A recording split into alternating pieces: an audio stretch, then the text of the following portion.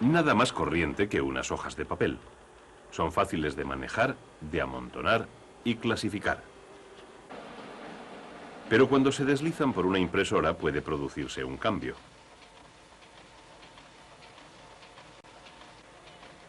A veces se pegan porque se han cargado de electricidad estática. Para poder comprender lo que son estas cargas, hay que empezar con el átomo y sus fragmentos cargados. Todo átomo contiene uno o más protones cargados positivamente en el núcleo central y otros tantos electrones cargados negativamente a distintos niveles de energía alrededor del núcleo.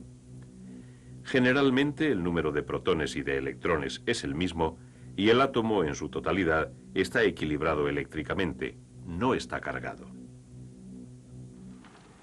Las sustancias que forman los átomos tampoco tienen carga. Entonces, ¿cómo se cargan las sustancias como el papel en la imprenta? Por una parte, la fricción. El papel roza los rodillos y tanto uno como los otros soportan cargas que pueden afectar a los objetos cercanos.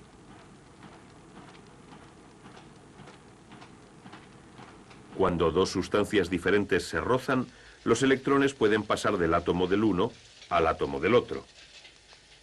Cada sustancia soporta así una carga porque el número de protones y electrones de cada uno no está equilibrado. Esto se llama carga estática porque suele quedarse en una zona del material y allí se desarrolla. Es lo que ocurre cuando se seca la ropa sin suavizante. Los calcetines y las camisas se pegan. Se puede utilizar la fricción para cargar cualquier sustancia, pero eso no se puede hacer con los metales. Intenten cargar un trozo de papel de aluminio en un secador y verán que no funciona. ¿Por qué? Porque la carga se comporta de modo diferente con las sustancias de metal. Cuando se cargan los materiales, los electrones extra tienden a quedarse en su lugar de la superficie externa. Esto sucede generalmente cuando la sustancia no es metal. Los electrones extra, como los que son parte del átomo, están sujetos por el núcleo. Pero en sustancias de metal, los electrones se están moviendo continuamente. De manera que en el papel de aluminio los electrones extra que proporciona la fricción no se quedan en su sitio. Pero si entran en contacto con otro objeto de metal, como el interior del secador, se extienden por él y por cualquier otro metal con que entre en contacto, y no pueden desarrollarse porque no hay carga estática. Pero existe otra manera de proporcionar a la sustancia una carga que funcione con los metales al igual que con los no metales. En realidad acabamos de verlo, pero para que sea más fácil, pongamos el secador en órbita.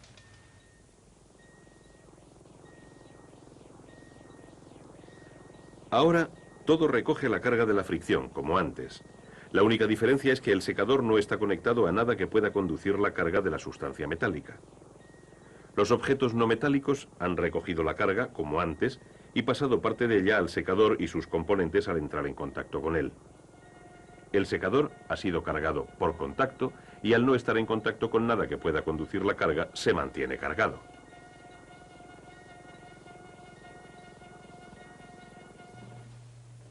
Ahora es igual que los otros objetos del interior que se cargaban por fricción, igual que el papel en la imprenta. Pero todos los objetos cargados no se comportan de la misma manera. Por ejemplo, he aquí unas barras de cristal y ebonita. Cada una ha recibido una carga de electricidad estática. Atención. El cristal cargado repele al cristal cargado. La ebonita cargada repele a la ebonita cargada. Pero si juntamos una barra de cristal cargada a una barra de ebonita cargada, ocurre algo diferente. La razón es que la carga de la barra de ebonita es diferente de la carga de la barra de cristal. Mediante fricción hemos despojado la superficie de las barras de cristal de algunos electrones. Al tener más protones cargados positivamente que electrones cargados negativamente, la barra tiene una carga positiva. Mediante fricción hemos añadido electrones a la superficie de cada barra de ebonita, dándole así una carga negativa. El comportamiento de las barras ilustra un principio fundamental de las cargas eléctricas estáticas. Las cargas iguales se repelen entre sí.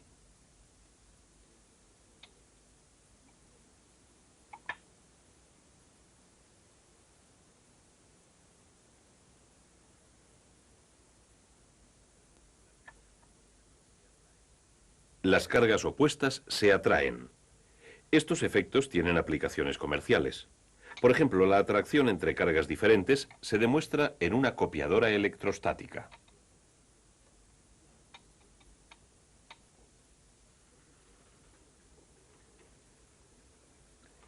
Los componentes de la copiadora le dan al papel una pauta de cargas positivas que duplica exactamente la imagen del papel que se está copiando. El carbón en polvo cargado negativamente es atraído a las zonas cargadas positivamente, recreando la misma pauta. El hecho de que las cargas similares se repelan tiene también aplicaciones comerciales. Este principio mejora el comportamiento de algunos aerosoles eléctricos. En el pulverizador, donde la pintura se disuelve en gotitas, cada una de ellas recibe la misma carga positiva. Consecuentemente, las gotitas se repelen entre sí y se extienden fina y uniformemente. El hecho de que las cargas iguales se repelan explica otra manera más de crear una carga estática aparte de la fricción y el contacto.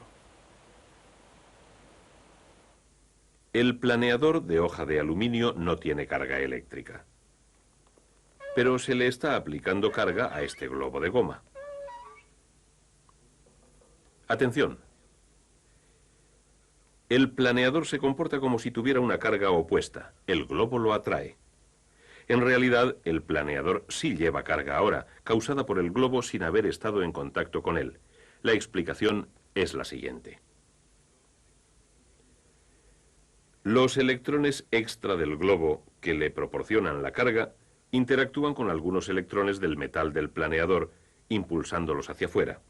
Las partes exteriores del planeador forman ahora una carga positiva.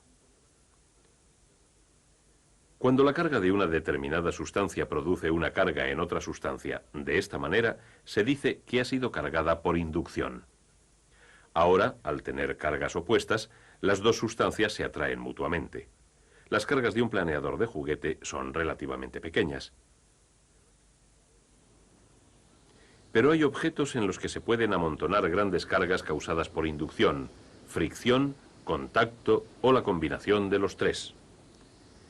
Dentro de una nube el viento zarandea gotas de agua y partículas de polvo.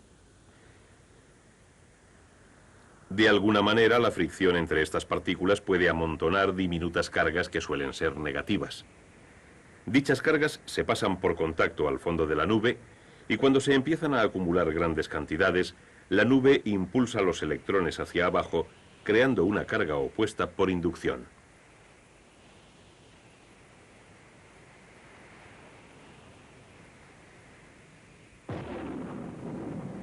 El relámpago es una enorme chispa, una descarga repentina de electrones atraídos por las cargas opuestas de la Tierra.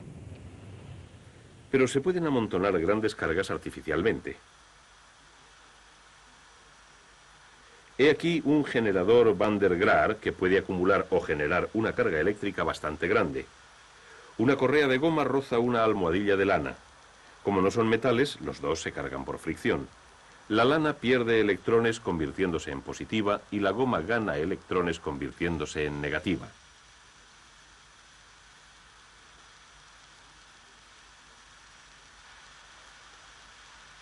Al no ser metal, la goma mantiene en su lugar a los electrones extra y los transporta con la correa. Al llegar arriba, ésta entra en contacto con un peine de metal y le pasa su carga por contacto. Los átomos del peine pasan por los electrones cargando toda la esfera que está aislada. Al tocar la esfera, el cuerpo y el cabello se impregnan también de carga negativa.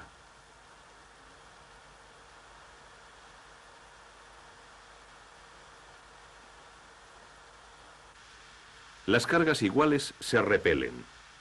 Los generadores Van der Graaf, construidos en una escala mucho mayor, han ayudado a los científicos a descomponer el átomo impulsando enormes cantidades de electrones con mucha potencia para poder ver el núcleo. Otra manera de acumular cargas es con un aparato llamado condensador.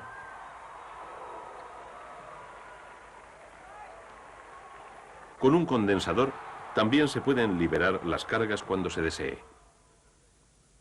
El condensador acumula carga en el flash de la cámara. Se trata de 3 placas diminutas unidas como un sándwich. Las 2 placas exteriores son de metal, que es un buen conductor de electrones. La interior no es de metal, sino un aislante. Sus átomos pueden sostener electrones y detener su flujo. El condensador conduce 2 cargas opuestas, una en cada placa conductora. Separados por el aislante, los electrones de la placa negativa no pueden saltar a la positiva, pero se atraen fuertemente entre sí y esa atracción mantiene en posición a las 2 cargas. Para liberar las cargas, las placas conductoras pueden unirse temporalmente con un cable y entonces los electrones encuentran el camino de la placa positiva descargando el condensador.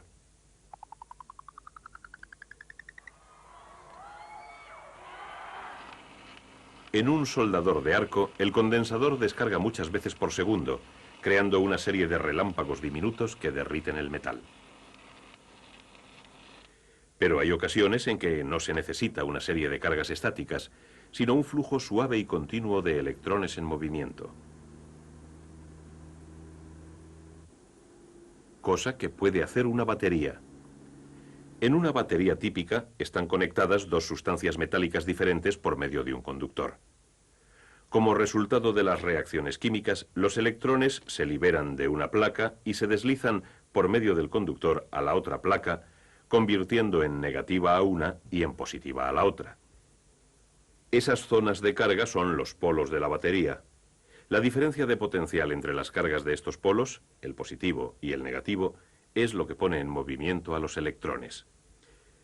Esta particularidad de poner en marcha a los electrones se llama fuerza electromotriz, o FEM, y se mide en unidades llamadas voltios.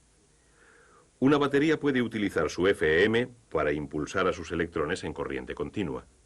Por eso son útiles cuando queremos liberar cargas de corriente continua. Para que la corriente fluya continuamente, la batería debe formar parte de un circuito total.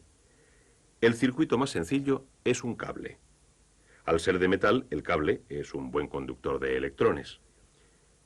Está rodeado de un material que no es conductor, un aislante. La corriente empieza a fluir. Todo flujo de corriente en un circuito normal encuentra algo de resistencia que puede ser producida por una luz, un motor, incluso el propio cable. Para abrir y cerrar la carga hace falta un interruptor. Cuando el interruptor está abierto, se rompe el circuito. La corriente no fluye porque existe un lugar en el cable que los electrones no pueden traspasar. Pero cuando se cierra el circuito, este está completado y la carga fluye. Las cargas eléctricas, ya sean estáticas, acumulándose y luego descargando repentinamente, o en corriente continua, son el resultado de las cargas positivas